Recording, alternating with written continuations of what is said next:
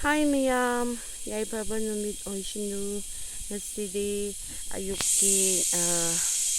nongsha sana thokraga laye tu ay ngisidi lawpukta law munbra haina yengba lakpani khara munba hore tu asimathak ani sidi munkhre aduga makha singdi pura green na laye next week aduwaidadi amuka law yaiba yarani fazabne chinggi mafamse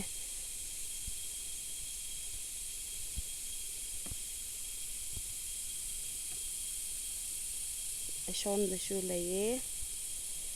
aduga ngasidi lawgi thabak tawroi asigi lapugi pambi singdu sengthokani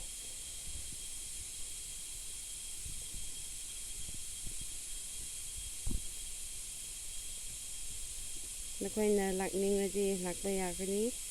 mafam yam nungsibneko phau munba hore si mathaktadi makhaddi munba hodre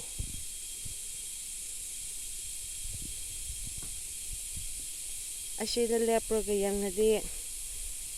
khuntara henna ubne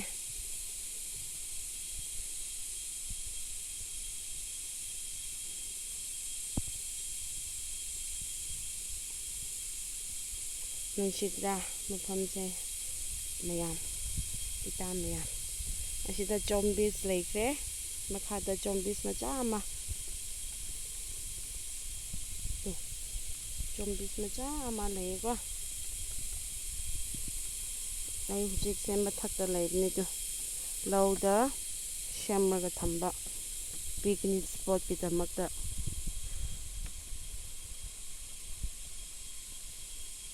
nakoina lakningadi yengba lakpa yagni picnic spot ni asise isingsu asida laikhrabni tu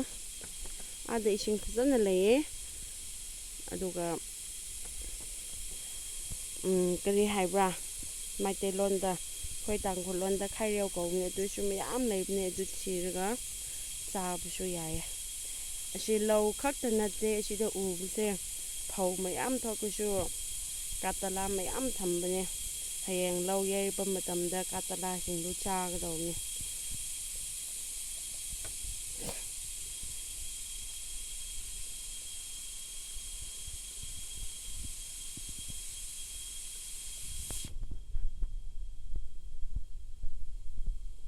du mayam horen mathakta ashom asigi mathakta farm laibneko adu farm da chatlaga thabak surani aduda amuka thengnase mayam